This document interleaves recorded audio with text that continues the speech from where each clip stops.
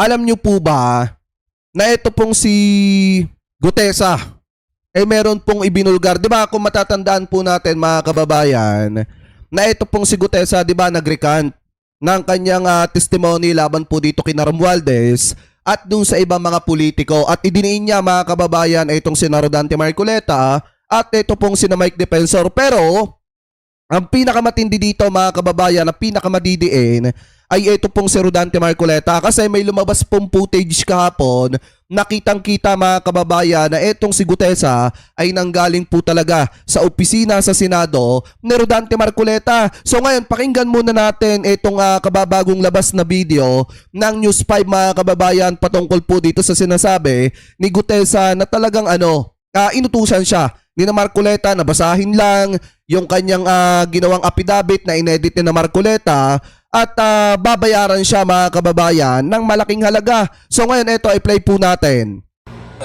Habang nagkikwentuhan kami, pinilit niya sa akin na isulat ang pinagsasabi niya sa akin pagdating ni Senador Marcoleta. Mabasa niya at siya ang magdesisyon kung pwede. Basahin mo lang yan at mababayaran mo naman.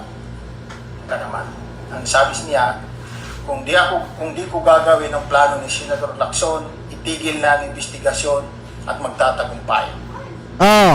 Dala ng takot at pangamba, lahat ng nakalahad sa affidavit na kanilang ginawa ay aking nasabi na nasaksihan o kahit hindi ito totoo.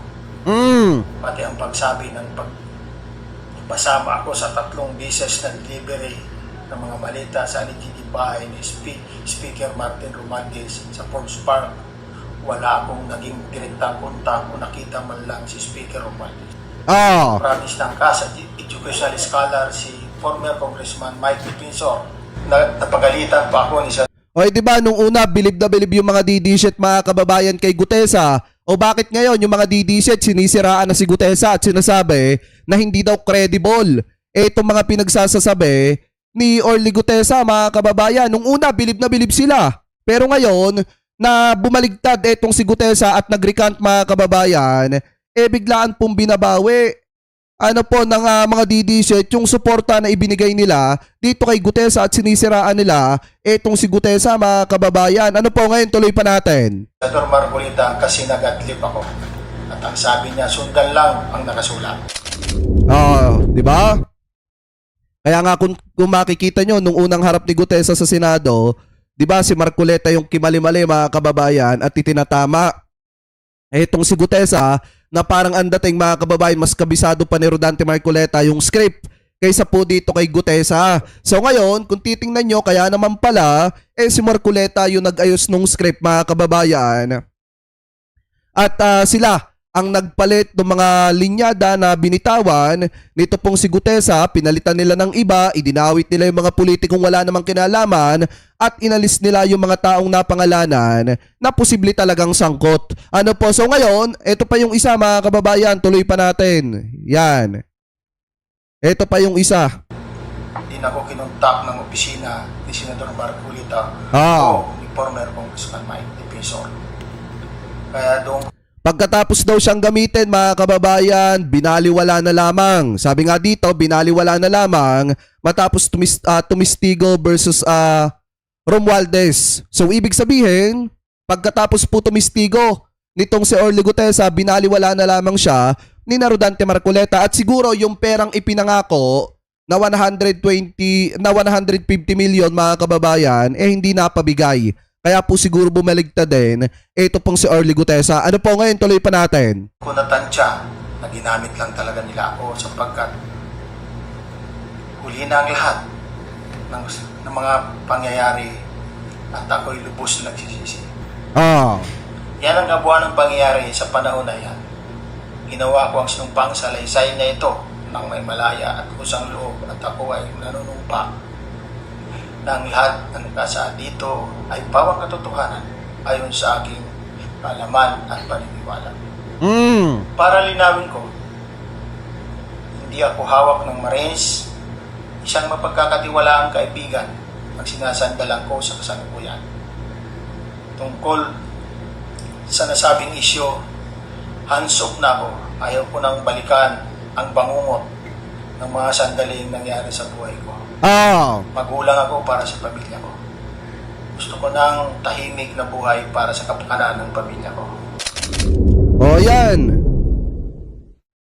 Kita mo ang ginawa mo, Rodante Marcoleta tsaka Defensor. Sinira nyo lang ang pamilya ni Gutesa dahil sa pangako nyong scholarship at pangako nyong 150 milyon na hindi nyo naman pala tinupad.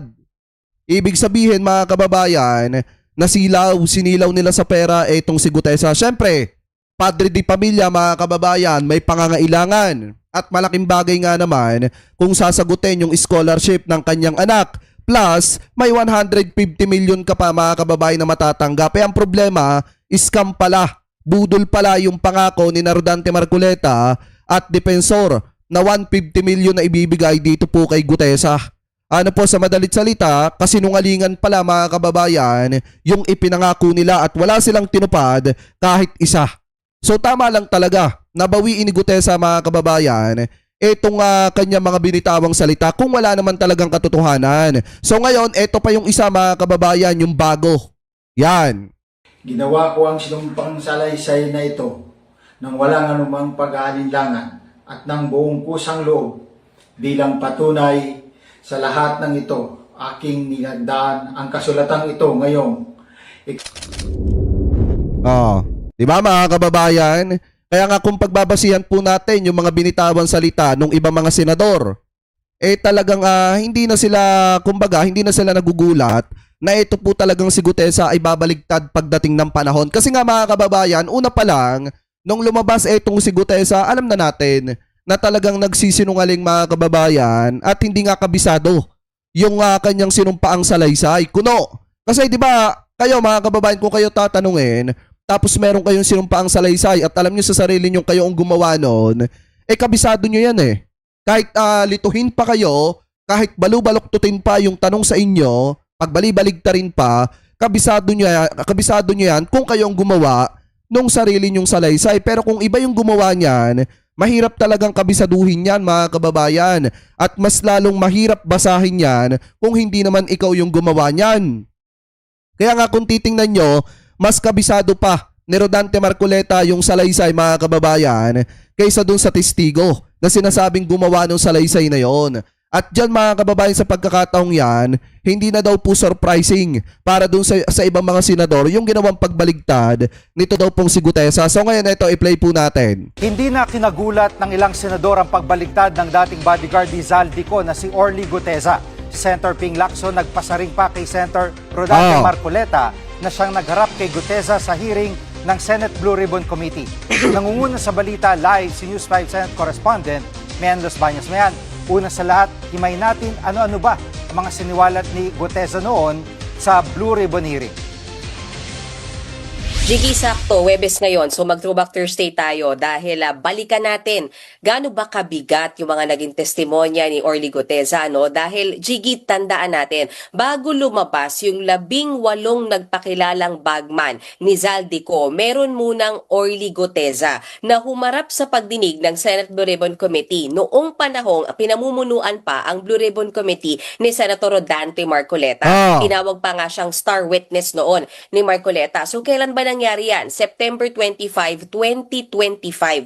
Siyempre, star witness talaga ni Marcoleta yan. Siya ang gumawa ng witness mga kababayan Kaso nga lang, palpak yung pagkakagawa niya. Nang humarap itong si Gutesa na nagpakilalang ang security consultant niya o dating security consultant ni Zaldico at humarap siya sa Blue Ribbon hearing. Ano ba yung kanyang mga testimonya? Kabilang sa mga sinabi niya ay kasama daw siya sa nag-deliver ng mali-maletang pera sa mga politiko o sa ilang politiko na nakinabang doon sa mga ghost flood control project. Kaya ang trabaho daw niya, hindi lang siya basta security aid o security consultant.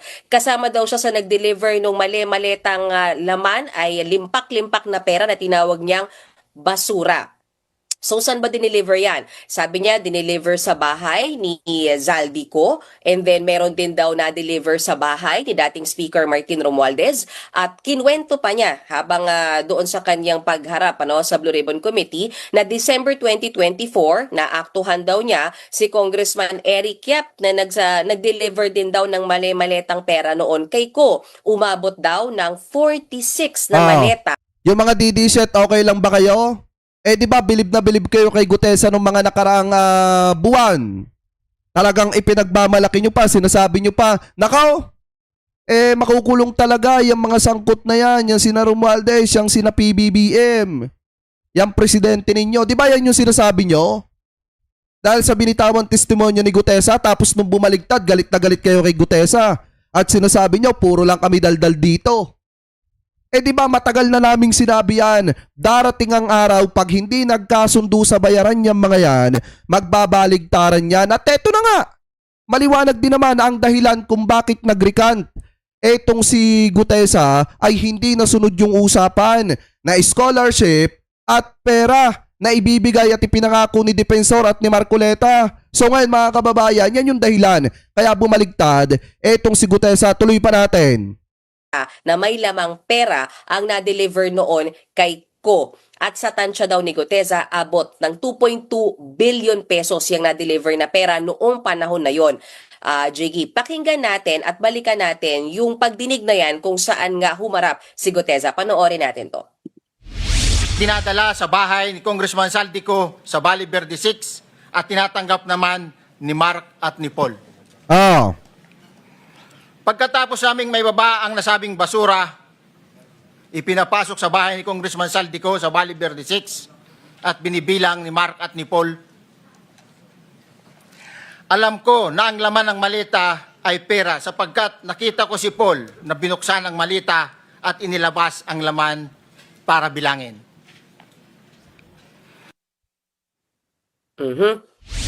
Jiggy, dagdag pa nga ni Gutesa, hindi lahat ng maletang may lamang pera napunta kay Zaldico. Di umano nag-deliver din daw sila ng pera sa bahay ni Romualdez sa May Taguig na sa 35 maleta daw yan na may lamang limpak-limpak na salapi. Meron din daw na-deliver sa isa pang exclusive subdivision. Meron sa May Aguado na malapit sa Malacanang at sa bahay ni Michael Yang. Sa kabuuan daw, 63 maleta ng pera daw ang na-deliver kay Romualdez mula noong December 2024. At kwento pa nga ni Gutesa, mga mamahaling maleta daw yung pinaglagyan ng pera na yan. Pero ang lahat nga ng yan, yung laman ng kanyang unang affidavit na binasa niya sa kanyang pagharap sa Blue Ribbon Jiggy ay binawi ni Gutesa. At anya, ang mga tao raw na nag-coach sa kanya, kaugnay niyang naunang sinabi at naunang mga claims niya sa kanyang affidavit ay sila Senator Rodante Marcoleta at dating Congressman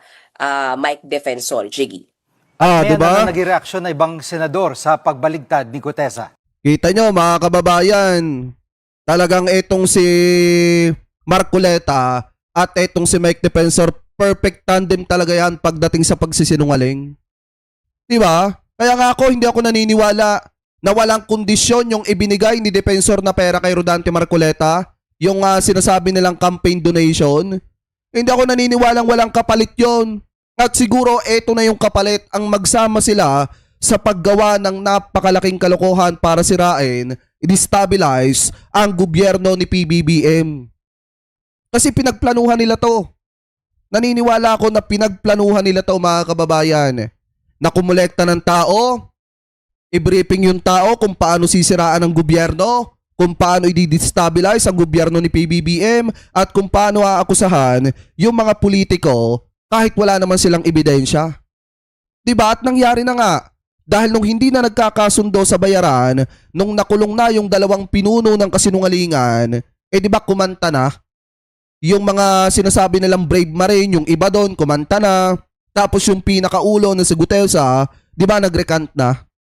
Ikinanta na yung dahilan kung bakit siya nagsinungaling, pinangakuan ng malaking halaga, tapos inalok pa ng scholarship. So yan na nga mga kababayan, sunod-sunod na yan. Maniwala kayo yung iba dyan na pakipot pa.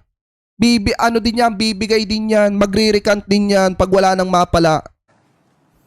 Jiggy, ang dating chairman ng Blue Ribbon Committee na si Senator Ping Lacson, hindi raw nagulat sa pagbawing yan ni Gutesa dahil tinawag niya itong coached witness ni Senator. Kasi isipin nyo mga kababayan, pagka siguro ngayon nahihilot-hilot pa ni Baligod yung ibang mga miyembro ng Maleta Boys. Siguro napapangakuan pa na sige, ituloy nyo lang yan. Sa ganitong buwan, darating na yung budget natin. Maibibigay na namin sa inyo yung pera. Basta tuloy nyo lang yan. Pero kapag ka dumating na yung buwan na ipinangako, di ba ligod at wala pa, maniwala kayo, babaligtad ulit yung iba dyan. Di ba, magre-recant ulit yung iba dyan. Rodante Marcoleta na on record naman daw talaga na coached witness ito. So parang para sa kanya, hindi nakakasurpresa or hindi nakakabigla na binawi ni Gutesa yung kanyang mga naunang sinabi. Meron pa ngang sinabi, Jiggy, si Senator Ping Lacson na sa larangan daw ng mandurugas, ang tawag daw dyan ay quote-unquote lagaring hapon.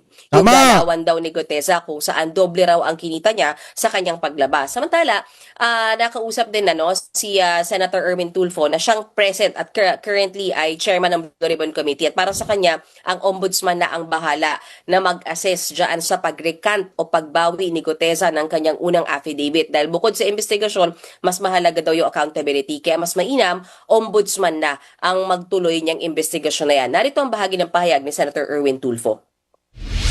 Ang pinaka-fast way to hold these officials accountable, ombudsman na. Tama. Take the cases po yung mga ilang na napakulong na ng ombudsman na mga Kaya nga dapat bilis-bilisan na ng ombudsman. Para na sa ganon, makita ng taong bayan na makulong dapat yung dapat makulong. Di po ba mga kababayan? Kasarap makita na nakukulong yung mga dapat makulong. Kasi tandaan nyo the more na nagkakaroon ng baha, hindi nakakalimutan ng taong bayan yung flood control.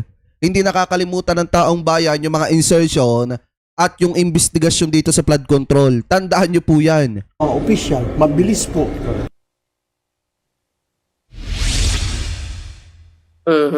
Jiggy, nagpadala na rin tayo ng mensahe sa kampo ni Senator Marcoleta at naghihintay tayo ng response up until this time dahil alam naman natin nakakulong pa rin ang senador sa may Quezon City Jail. Yan muna ang latest. Balik sa'yo, Jiggy.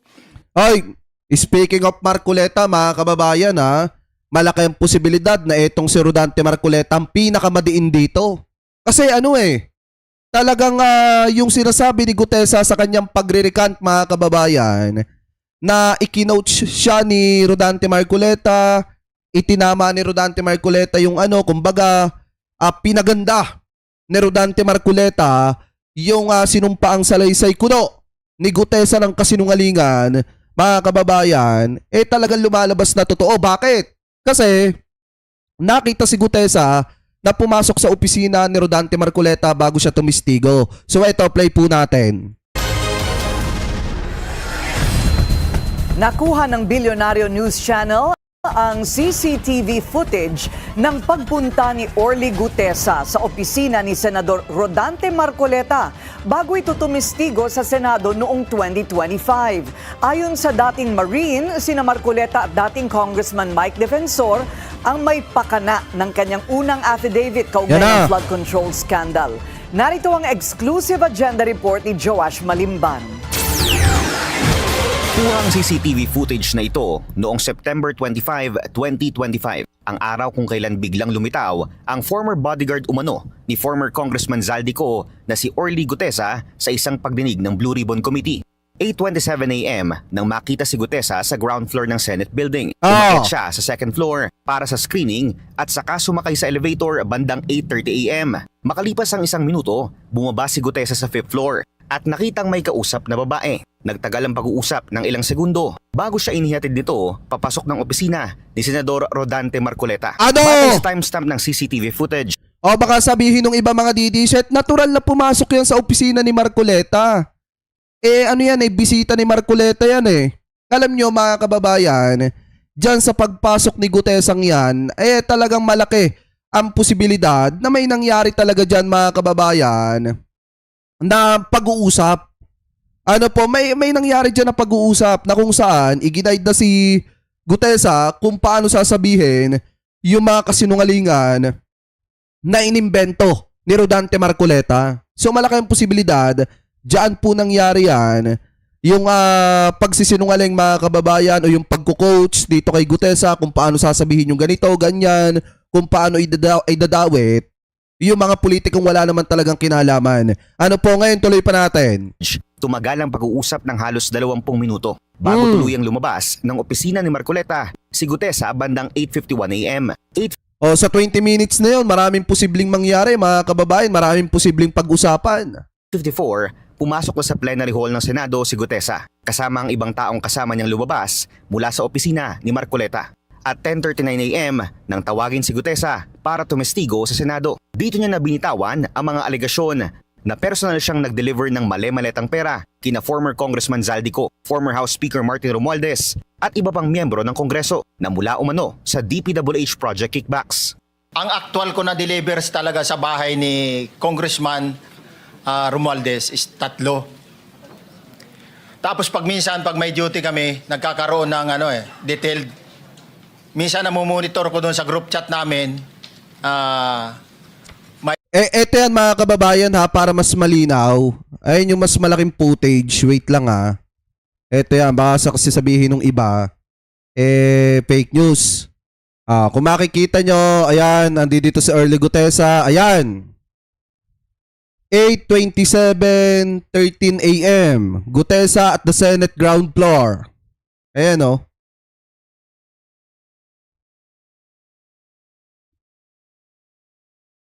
Ayan si Gutesa. Umakyat sa second floor. 8:28 AM. Gutesa at the second floor screening.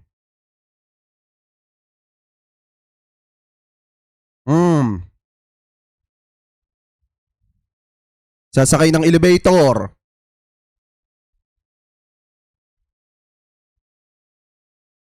Yan yung video ni Gutesa.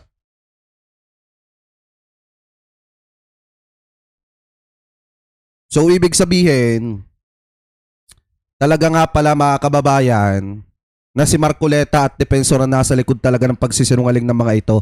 Ayan o, kausap na yung tao ni Rodante Marcoleta, yung babae.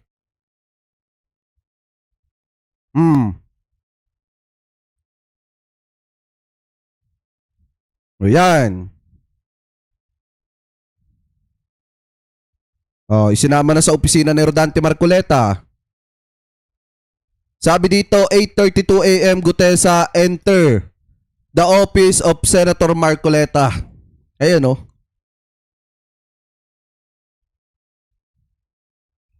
Diba mga kababayan? Kaya nga pinakamalaking posible na madiin po dito sa usaping ito ay walang iba kung hindi etong si Marcoleta. Kasi siya yung nag-alaga ng sobra dito kay Gutesa. Nakalaunan ay bumaligtad dahil sa hindi nabayaran at hindi natupad yung ipinangako ni Marcoleta at Defensor. Ano po? So ngayon tuloy pa natin. May basura tayo deliver. Minsan namomonitor ko siya is 3 times a week ang delivery doon sa Forbes, sa bahay ni Kong Sal, ni Kong Romualdez. Matapos ang halos 1 taong pagtatago, binabawi na ng retired Marine turned self-confessed bagman ang kanyang mga akusasyon. Sa kanyang bagong sworn affidavit, sinabi ni Gutesa na inihanda ang kanyang original affidavit noong September 24. Isang araw bago ang dinaluhan niyang Blue Ribbon Committee hearing. Aniya, inimbitahan siya ng umano'y dating driver ni former Congressman Mike Defensor na si Django para makipagkita bandang alas 9 o alas 10 ng umaga. Bandang alas 3 ng hapon, tinagpuro ni Gutesa si Defensor sa isang Japanese restaurant sa Pasay City. Kasama umano nito ang isang Mark na son-in-law umano ni Defensor. Dito raw siya pinilit ng dating kongresista na isulat ang ilang mga alegasyon na wala naman umano siyang personal na kaalaman. Paninindigan ni Gutesa, sina Paul at Mark umano na dating executive assistants ni ex-congressman Ko ang totoong susi sa katotohanan. Bagaman hindi binanggit ang buong pangalan sa affidavit, una nang lumutang ang mga pangalan ni na John Paul Estrada at Mark Texay bilang mga dating EA ni Ko. Bandang 4:30 PM, dumating daw sa restaurant si Marcoleta. Dito kasi mga kababayan, yung mga totoong susi talaga, yun ang mga ipinaalis ni na Rodante Marcoleta at Mike Defensor. Nga naman para magkaroon ng missing link mga kababayan. At yung ginamit nila na pangpuno doon sa mga missing link, yun yung mga politiko mga kababayan na inakusahan po nila. Kabilang dyan, etong sina Martin Romualdez. Ano po ngayon, tuloy pa natin. na umano binasa ng senador ang inihahandang affidavit at inayos ang ilang detalye nito. Kabilang daw dyan ang umano'y pagde-deliver ng maleta sa bahay ni former House Speaker Martin Romualdez sa bahay nito sa Forbes Park. Bagaman hindi raw ito personal knowledge ni Gutesa, sinabi umano sa kanya ng senador na kailangan nilang basahin ng affidavit at babayaran umano siya ng pera. Dagdag pa diba? raw niya ipinangakong education scholarship ni Defensor para sa mga anak ni Gutesa. Matapos umanong apurbahan ni Marcoleta ang inihandang affidavit, ipinag-utos daw ni Marcoleta na agad itong ipanotaryo at dumalo sa Senate hearing kinabukasan. Isinalaysay ni Gutesa sa kanyang affidavit ang naging pagpunta niya sa opisina ni Marcoleta kung saan umano siya tinuruan na kung ano lang nasa affidavit, yun lang ang kanyang sasabihin. Diba? Pagdating ng sesyon, dito na umano siya pinagalitan. Tama talaga yung sinasabi ni Gutesa, mga kababayan, nung nag-recant siya, na pinapunta siya sa opisina ni Marcoleta at itinuro doon kung ano yung mga sasabihin niya. Ipinaliwanag kung ano yung nilalaman ng affidavit at babasahin lamang yung affidavit at ayos na. 'Di ba? Kasi kung titingnan nyo talaga, mga kababayan, may video na lumabas. Yun nga yung pinakita ko sa inyo kanina, na galing talaga itong si Gutesa sa opisina ni Marcoleta. Ni Marcoleta dahil sa umano'y pag-a-adlib nito. Ito yung box ng pera na Ayan, tingnan nyo ha kung gaano kakabisado ni Marcoleta yung script kaysa doon sa gumawa nung salaysay. pinag-uusapan natin sa kasalukuyan. Mr. Gutesa, mag-stick ka lang sa binabasa mo. Huwag ka nang nag-a-adlib. Ay. Kung ano yung nandito, basahin mo lang. Ayon kay Gutesa, nasaktan umano siya nang hindi na siya pansinin ni Marcoleta matapos ang nangyaring pagdinig. Dito niya raw naramdaman na tila nagamit lang siya para sa pansariling agenda ng senador at ni Defensor. Bandang Diba? September 27, isang tao umano mula sa opisina ni Marcoleta ang nag-message kay Gutesa. Binigay raw nito ang number ni former COMELEC Commissioner Attorney Rowena Guanzon para ayusin ang ilang detalye sa kanyang affidavit. Pero hindi na raw ito ginawa ng former bodyguard. Marin namang kinontra ni Guanzon na willing siyang mag-abogado para kay Gutesa. Paninindigan niya, sinungaling ang former bodyguard. At posible umanong si former House Speaker Romualdez ang nasa likod ng pagbaliktad ni Gutesa at ng ilang Maleta Boys. Eh si Martin naman talaga ang beneficiary niyan. Oh, pag nag-recant yung apat, nag-recant si Gutesa ng testimony. Hindi, ang problema kasi, Attorney Rowena Guanzon, kayo kasi, kumukuha kayo ng peking testigo. Diba, dapat pinagsasabihan mo, sina Mike Defensor at Marcoleta na wag kumuha ng peking testigo. At next time, kung kukuha kayo ng tao, matuto dapat kayo magbayad para hindi bumabaligtad. Dapat marunong kayong tumupad kung ano yung ipinangako ninyo. Ang problema, lalakas ng loob yung kumuha ng peking testigo, wala naman pala kayong pambayad. Di ba, mga kababayan? Anyway, tuloy pa natin. Testimony niya at affidavit ay ginamit ng ombudsman against Romualdez. Eh sino ang kikinabang? Hindi ba si Martin? O di sama na si Gutesa sa conspiracy ni Martin. Kung ako ang ombudsman, with due respect to Ombudsman Remulla, I would do that. Sa kabila ng sunod-sunod na pagbaliktad ng mga nagpakilalang dating bodyguards ni Ko, nanindigan ng ombudsman na may 28 testigo makapagtuturo umano sa mga transaksyon ni Romualdez. Dagdag pa ng ahensya, obligasyon sa batas ang pakikipagtulungan kaugnay ng legal na proseso at posible umanong maharap sa buong bigat ng batas. Yan kasi mahirap sa mga to, mga kababayan. Ang gagaling kumuha ng testigo, wala namang pambayad. Diba? Alam naman natin, mga kababayan, na yung mga kinuha nilang testigo, katulad din na Gutesa, pinangakuan nila ng pera. Kaso ang problema, hindi nila binigyan ng pera. Baka mamaya, may nasa likod pala ni Gutesa, may nasa likod pala ni Marcoleta at Defensor na nagbigay ng malaking halaga at nag-utos sa kanilang kumuha ng tao tapos yung pera, hindi nila ibinigay, kinanila nila. Baka ganun yung nangyari dyan. Ang sinumang magtatangka na humadlang dito. Para sa agenda, Joash Malimban, Billionaire News Channel. Kaya nga sa totoo lang, mga kababayan, talagang madidiin dito, ito pong sina Rodante Marcoleta. Lalo na si Rodante Marcoleta kasi may CCTV footage na talagang nagpapatunay na totoo yung sinasabi ni Gutesa na nanggaling talaga sa opisina ni Marcoleta, ito pong si Gutesa. Ano po, so ngayon tuloy pa natin. Nakapaghain na ng supplemental counter affidavit ang kampo ni dating House Speaker Martin Romualdez sa Office of the Ombudsman. Ito'y bilang karagdagang tugon sa mga inihandang kasong plunder, graft, direct at indirect bribery at money laundering laban kay Romualdez dahil sa umano'y pagtanggap ng kickback mula sa flood control projects. Una nang sinabi ng spokesperson ni Romualdez na si Atty. Aide Fajardo na isasama nila sa affidavit ang pagbawi ng dating aide ni resigned Congressman Zaldico na si Orly Gutesa, kaugnay sa kanyang umanong cash deliveries sa dating House Speaker. Kasi isipin nyo mga kababayan ha, kung yung ibang mga maleta boys, yung nag-recant, hindi gaanong malaki yung epekto sa taong bayan eh.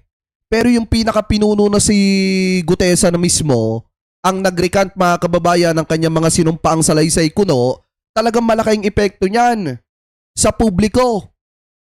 Talaga mga kababayan, masasabi ng publiko na kaya bumaligtad nga itong si Gutesa dahil hindi nga binayaran ni Rodante Marcoleta at hindi tinupad ni Rodante Marcoleta yung ipinangako nila. At isang indikasyon din nito na maliwanag pa sa sikat ng araw na ito pong si Gutesa mga kababayan ay dinampot lang talaga ni Rodante Marcoleta para utusang magsinungaling. Yan po yung masakit na katotohanan dyan.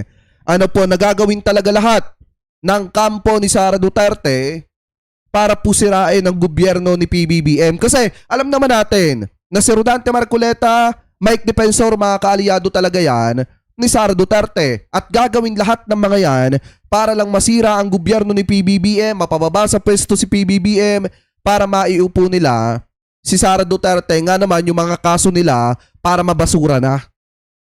Kasi mga kababayan, masakit talaga sa mata nila na nakaupo si PBBM bilang presidente dahil naiipakulong ni PBBM yung mga katulad nila na tiwali at magnanakaw sa kaban ng bayan. Ano po? So kayo, mga kababayan, kung kayo po ang tatanungin, ano po ang masasabi ninyo? Hingil po sa usapin na yan. Comment below na lamang po kung ano po ang comment at opinion po ninyo. Hingil po dyan.